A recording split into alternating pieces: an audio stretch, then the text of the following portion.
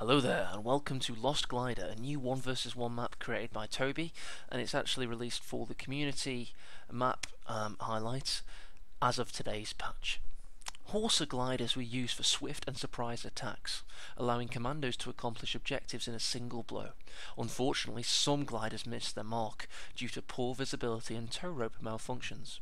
Commandos who dropped off target risked execution if captured due to Adolf Hitler's Commando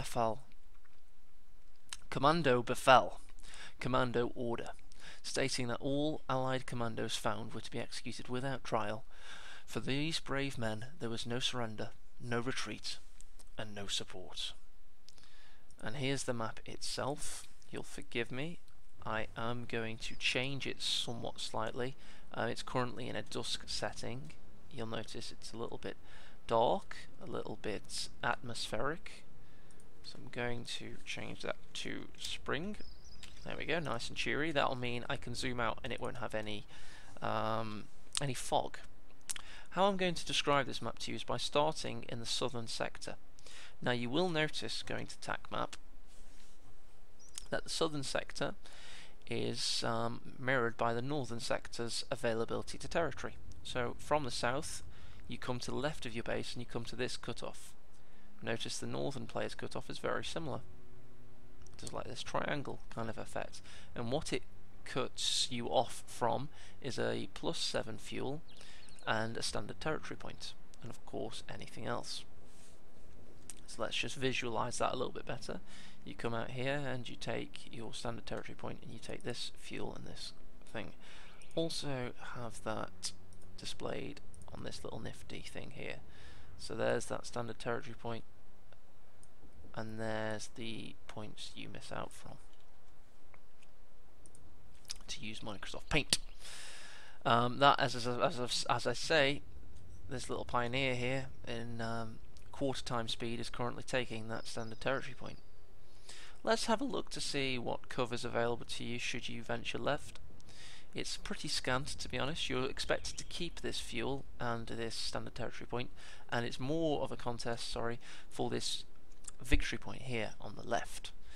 Around that victory point there is a little bit of green cover and a little bit of medium yellow cover too, and the symmetrical house, it has a door this side, a door this side, and 5 windows per side, and 2 windows on the narrow side.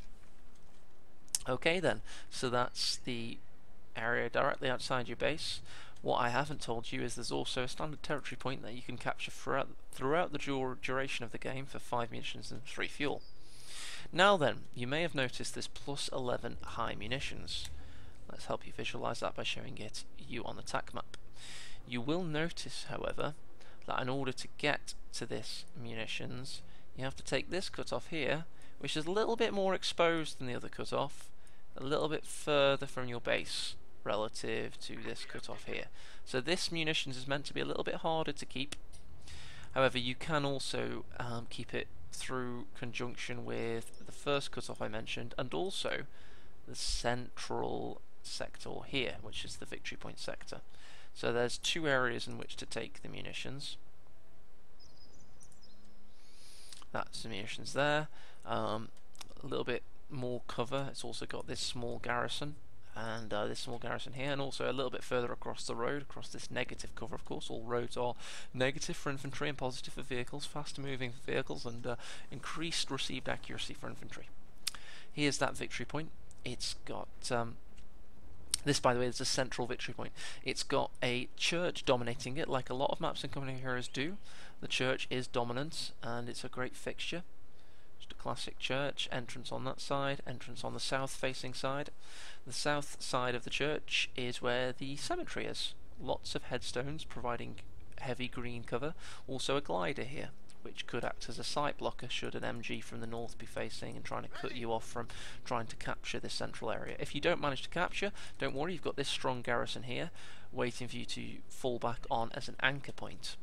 These high stone walls, which of course will be destroyed by vehicles in the mid to late game, are broken up by this archway here, and on the south side you also have, wait for it, god, that's terrible camera work. Nearly crashed my game. Oh no, that was the game ending itself, my bad. There you go, but it's this entranceway here. But my point was, however, vehicles will destroy this, so you can use it for flanking in the early game to get around MGs, etc. But in general, it's it's something that will terraform throughout the game. So that's the central area. We've discussed the western victory point, which was this here. That's the central victory point, and the eastern one is here, which is pretty much a direct turnaround of what happened in the west. There's a little bit more cover though. There's this cover there, bit of medium cover. It's not directly within the camping circle. You will have to use a few men to be in cover, perhaps just to take advantage of that. But overall, I think it's looking like a pretty decent map. It's got like a spiral kind of symmetry, which I quite like. This is the guy on Steam Workshops. Obviously his username is Toby. There he is. It looks to be quite nice. He's got a few interesting descriptions there. He's been patching it since last year, and that's when he released it. And this is the post itself as it appears on kotu.org. So yeah, very good. I'm looking forward to seeing how it plays in game. Hopefully it can maybe get into the ESL rotation pool, which will be quite interesting. I'd love to see a few more maps there. If you want to check out the other map, Crossroads, that is of course Argentan Crossroads, it was formerly known as, and I've already done a big review on that on my YouTube channel, so you'll find a link in the description. But thank you for watching, and goodbye.